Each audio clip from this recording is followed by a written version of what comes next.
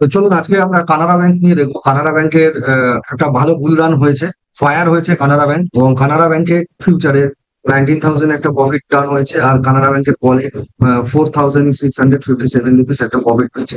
তো এর আগের দিনও আমার ট্রেড হয়েছে, আর কানাড়া ব্যাংকটাকে আমি 110-এর লেভেলে দিয়েছিলাম। কানাড়া ব্যাংকে দেখুন, এই জায়গায় আমরা যদি একটু ট্রেনটাকে অ্যানালাইসিস করি, তো ট্রেন্ড এখানে এসে কিন্তু এন্ড হয়েছে, ডাউন ট্রেন্ডটা এই লেভেলে এসে এন্ড হয়েছে। তো এখান থেকে আমরা একটা আপ ট্রেন্ড দেখতে পাচ্ছি, হায়ার হাই হায়ার লো করতে করতে গেছে। তো এখানে একটু কনসলিডেট করেছে, এন্ড এখানে একটা ব্রেক আউট এসছে, আর এই ব্রেক আউটে ঠিক আমি 110-এর লেভেলে কানাড়া ব্যাংকে দিয়েছি, যেটা নাকি 3 দিন 4 দিনের মধ্যে 6%-এর রিটার্ন দিয়েছে। আর কানাড়া ব্যাংকের আমি ফিউচারে কাজ করেছি, লট সাইজ কিন্তু অনেক হিউজ, 6,000 সামথিং লট সাইজ আছে। তো কানাড়া ব্যাংক ভালো মুভ করেছে, 110-এর লেভেলে দেওয়া ছিল এবং 115-র লেভেলে কিছু কোয়ান্টিটি এক্সিট করানো হয়েছিল। তো এখন পজিটিভলি মুভমেন্ট চলছে।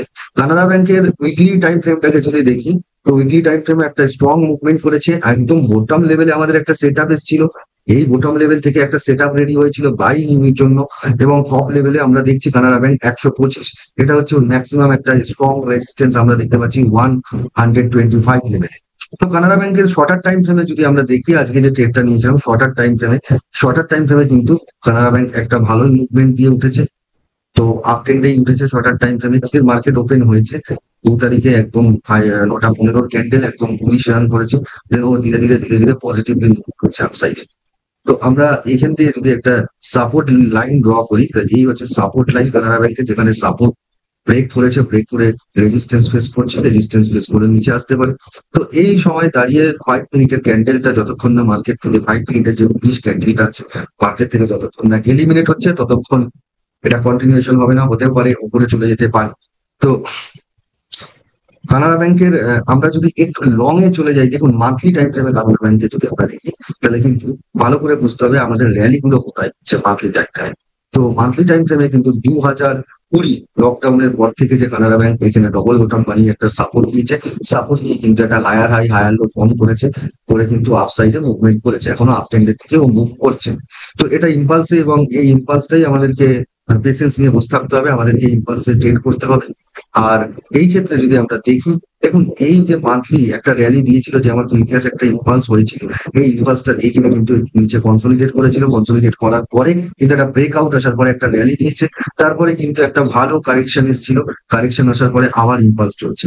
তাহলে এই যে বড় বড় র্যালি গুলোকে আমরা কিভাবে ধরবো, কোথায় আমাদের ট্রেনটা রিভার্স হচ্ছে, দেখুন এই বড় বড় র্যালি গুলো যখন পরে আমরা যদি একটু ডেলি টাইম ফ্রেমে নিয়ে যাই, তো আমাদেরকে একটা না টেকনিক্যালি ভাবে ট্র্যাপ করার চেষ্টা করি। আগে যদি আমরা দেখি, এইখান থেকে একটা বড় র্যালি পেয়েছি, এখানে সাইড ওয়েজ লেভেল। তো এই জায়গায় থেকে কিন্তু আমরা সাইড ওয়েজ এর লেভেল পেয়েছি, সাইড ওয়েজ লেভেল থেকেও আপ সাইডে মুভমেন্ট করে একটা ভালো বড় র্যালি করেছে।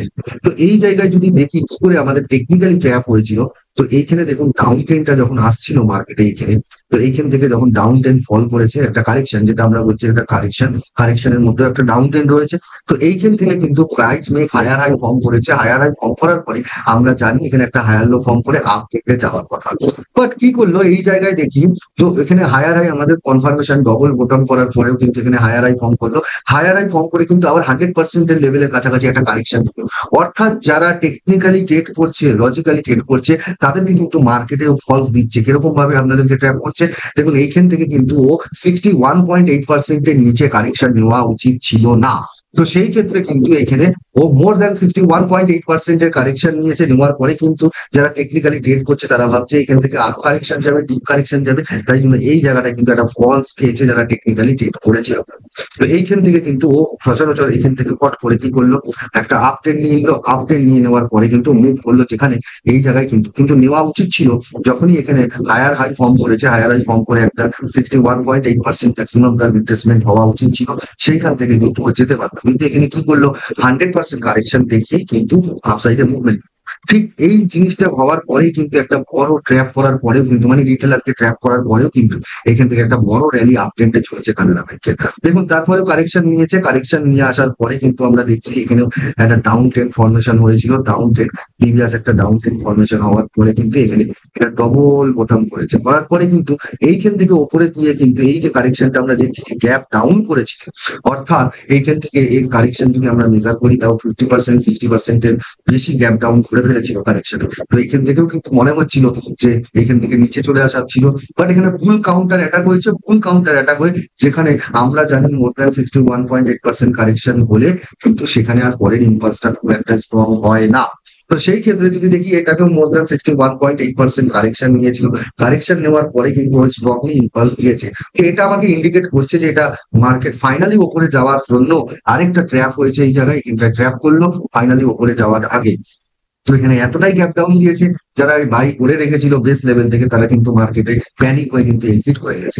তো এইখান থেকেই ও ফুল কাউন্টার অ্যাটাক করে কিন্তু পজিটিভ ভিউ আপসাইডে চলেছে, এবং আপসাইডে যাওয়ার পরে এইখানে দেখুন কনসেন্ট্রেট করার পরে আমি কিন্তু প্রত্যেকটা ইম্পালসে টার্গেট নিচ্ছি ক্যাপচার করার জন্য, প্রত্যেকটা ইম্পালসকে টার্গেট নিচ্ছে কি করার জন্য, ক্যাপচার করার জন্য। তো কানাড়া ব্যাংক পজিটিভলি চলছে, এখন কানাড়া ব্যাংকের 120 লেভেল পর্যন্ত একটা ইনিশিয়াল রেজিস্ট্যান্স আমরা দেখতে পাচ্ছি। এখানে দেখুন 117 লেভেলে একটা ইনিশিয়াল রেজিস্ট্যান্স আছে, 120 লেভেলে। আর যদি 120 লেভেলকে ব্রেক করে তাহলে আমরা 125 পর্যন্ত দেখতে পারি, এইটা আমার টেকনিক্যালি ভিউ। তো এটা কোনো টিপস রেকমেন্ডেশন না, বারবার আপনারা বুঝবেন এটা আমার ভিউ আমি এখানে বলছি। এবং আপনারা ট্রেড করলে আপনাদের ফাইন্যান্সিয়াল অ্যাডভাইজার গাইডলাইন নিয়ে আপনারা ট্রেড। তো এরকম স্টক গুলো আমরা অ্যানালাইসিস করছি এবং ট্রেড নিচ্ছি। এই আপডেট গুলো পেতে আমাদের চ্যানেলটিকে অবশ্যই সাবস্ক্রাইব, লাইক করুন এবং শেয়ার। আরো আমরা চেষ্টা করবো আপনাদের টেকনিক্যালি ভাবে আপডেট দেওয়ার জন্য।